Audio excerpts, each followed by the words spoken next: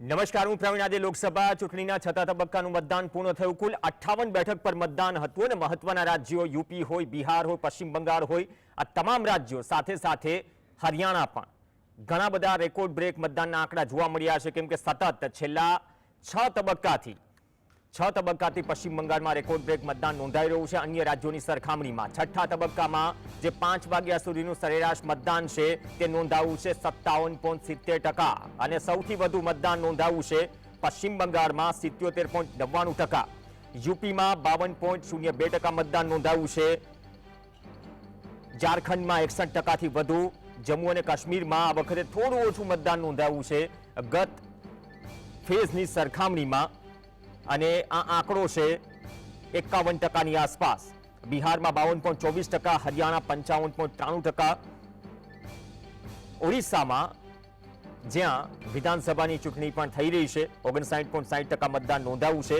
તો આંકડાઓ છે. અને વેસ્ટ બેંગોલમાં, પશ્ચિમ બંગાળમાં જે 8 સીટ પર મતદાન નોંધાયું તેમાં સૌથી વધુ મતદાન બિષ્ણુપુરમાં નોંધાયું છે. બિષ્ણુપુર લોકસભા બેઠક જ્યાં 81.47% મતદાન નોંધાયું છે.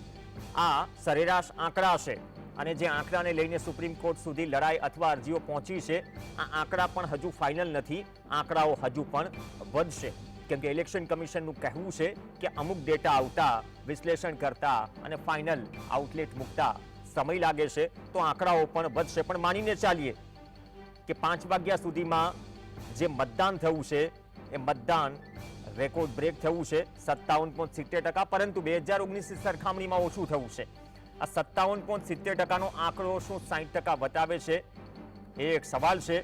પણ 58 બેઠકો પર મતદાન પૂર્ણ થયું. હવે માત્ર એક જ તબક્કો બાકી છે, જે 1 તારીખે 7મા તબક્કામાં મતદાન થશે. એટલે કે 7 તબક્કા લોકસભા ચૂંટણીના પૂર્ણ થશે અને બાદમાં 4 જૂનના દિવસે નક્કી થશે કે દિલ્હીની ગાદી પર કોણ બેસશે.